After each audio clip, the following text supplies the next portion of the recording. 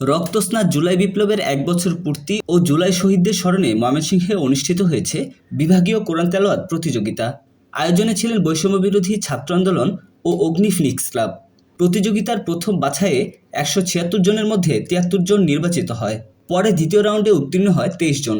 ময়মনসিংহের তারেক স্মৃতি অডিটোরিয়ামে অনুষ্ঠিত ফাইনাল রাউন্ড ও পুরস্কার বিতরণী অনুষ্ঠানে সভাপতিত্ব করেন আল্লামা আব্দুর রহমান হাফিজি। প্রধান অতিথি ছিলেন ময়মনসিংহের বিভাগীয় কমিশনার মুক্তার আহমেদ, বিশেষ অতিথি মুফিদুল আলম এবং সম্মানিত অতিথি হিসেবে উপস্থিত ছিলেন শহীদ সাগরের পিতা আসাদুজ্জামান আসাদ ও শহীদ মাহিনের পিতা জামিল হোসেন সোহেল। প্রথম স্থান অধিকার করেন মোহাম্মদ খালেদ মিয়া, দ্বিতীয় স্থান নূর আহমদ ইফাত এবং তৃতীয় স্থান মোহাম্মদ সিয়াম হাসান আপন। বিজয়ীদের হাতে হাদিয়া হিসেবে প্রদান করা হয় যথাক্রমে ১,৫০,০০০ ও ২৫,০০০ টাকা। ২৫শে জুন শুরু হওয়া রেজিস্ট্রেশন শেষ হয় ১ আগস্ট।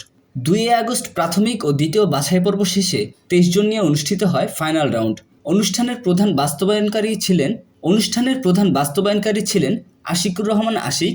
বাস্তবায়নে সহযোগিতা করেন ফুয়াদ খান, শরীফুল ইসলাম, জি.কে. উমর ফারুক, আব্দুল আলিম, মাজহারুল ইসলাম রানা এবং সালমান এ হাসান আকন্দ। মনের ভাব প্রকাশ করতে পারছি। ইসলামিক বিভিন্ন অনুষ্ঠান মালাগুলি করতে বক্তব্য প্রদানের জন্য অনুরোধ করছি।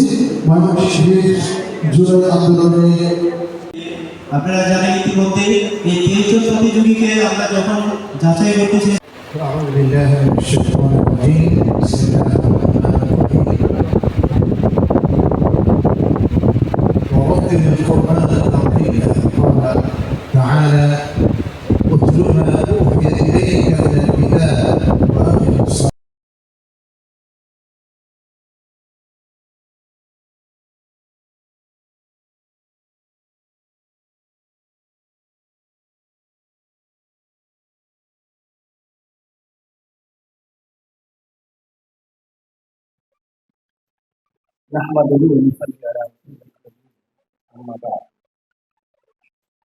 আজকে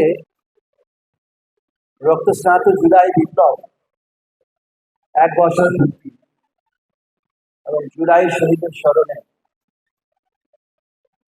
পবিত্র কোরআন থেকে হাফিজদের নিয়ে একটি প্রতিযোগিতার আয়োজন করা হয়েছে।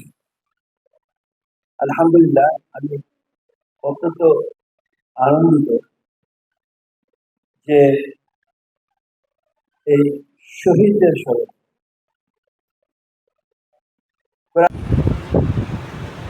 আজকের কোরআন তেলাওয়াত প্রতিযোগিতায় উপস্থিত সম্মানিত সভাপতি, উপস্থিত সম্মানিত প্রধান অতিথি, মাননীয় বিভাগীয় কমিশনার, উপস্থিত সম্মানিত বিশেষ অতিথিবৃন্দ, সম্মানিত ওলামায়ে কেরাম, সম্মানিত সুধীমণ্ডলী এবং আজকে আমার সামনে যারা উপবিষ্ট সম্মানিত প্রতিযোগীবৃন্দ, আমি